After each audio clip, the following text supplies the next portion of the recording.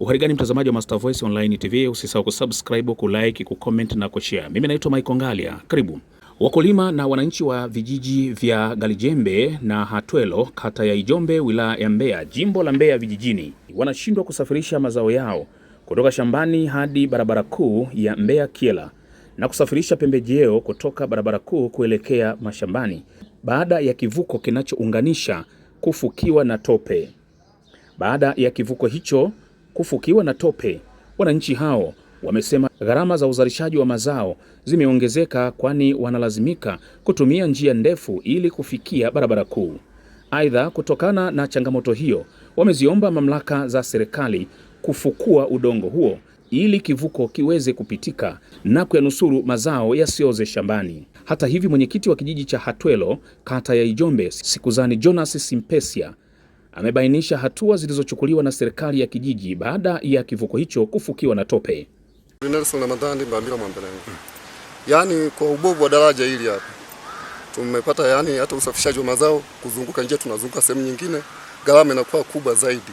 Tunashindwa kupita kwa sababu hii njia ilikuwa ni rahisi kupita hapa, tunaanza kuzunguka sehemu nyingine. Kwa sababu mimi nilikuwa naiomba serikali iweze kutusaidia hapa kutengeneza daraja ili tupate na sisi gharama iwe nafuu ya kusafirisha mazao haya.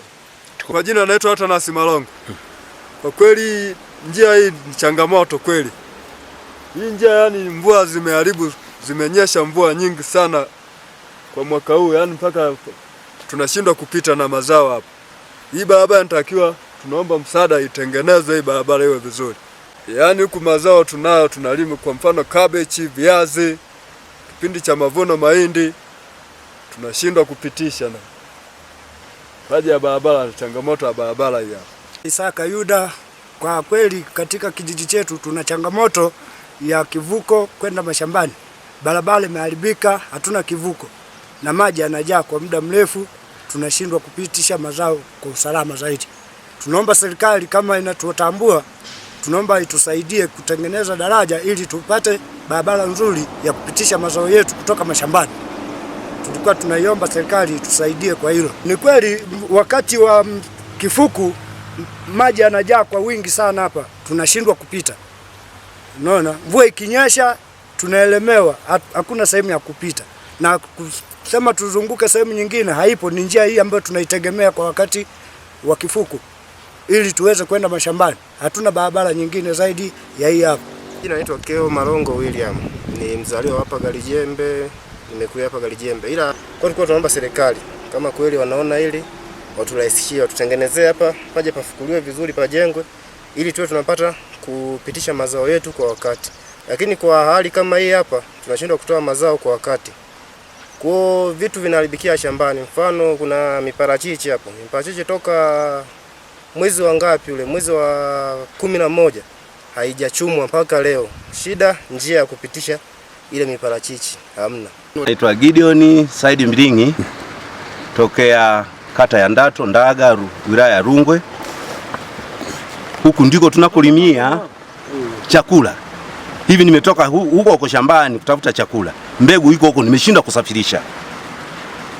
Kwa hiyo nikaona kwamba niache tena nirudishie shambani. Nirudishie shambani tena kwa sababu kupitisha hapa haiwezekani. Kwa hiyo nilikuwa naomba kama serikali ikihakikisha hapa kwamba hii daraja ijengwa bila kiwango cha kuinua kwenda juu, pasipo kuona tope zilizopo wenyewe mnaona hapa zilivyo, kwamba wainue ipande juu. Kuna kujenga, kuna namna wanavyojua wenyewe, lakini sio kama hiki kiwango walijenga iko chini kabisa. Madilu Mwakole, mtokea mji mdogo huu hapa wa Hatwelo. Hapa changamoto kama eneo linavyoonekana, kuvuka ng'ambo kule tunakolimia mashamba ni vigumu. Kwa hiyo kinachoonekana hapa labda sijui pangefumuliwa hapa kabisa, ili labda, maana shida kubwa, chanzo kikubwa cha hapa ni kwamba hili tundu ni dogo. Tundu lililopo hapa ni dogo la kupitisha maji kwenda ng'ambo ya pili kule. Kwa hiyo kinachohitajika ni tundu liwe kubwa. Sasa kwenye kutanua tundu hapo, bila shaka itahitajika daraja kama inavyoonekana hapa, maji yanayopita ni mengi sana. Sikuzani Jonas Simpesia, ni mwenyekiti wa kijiji cha Hatwelo. Mpaka saa hizi hakupitiki tunavyosema hivi. Pana shida kubwa. lakini serikali tumewaambia, mheshimiwa diwani tumemwambia kuwa mheshimiwa, huku daraja hii ni kuwa ni shida, wananchi hawapiti. Akasema na mimi nalipeleka kwenye ngazi husika.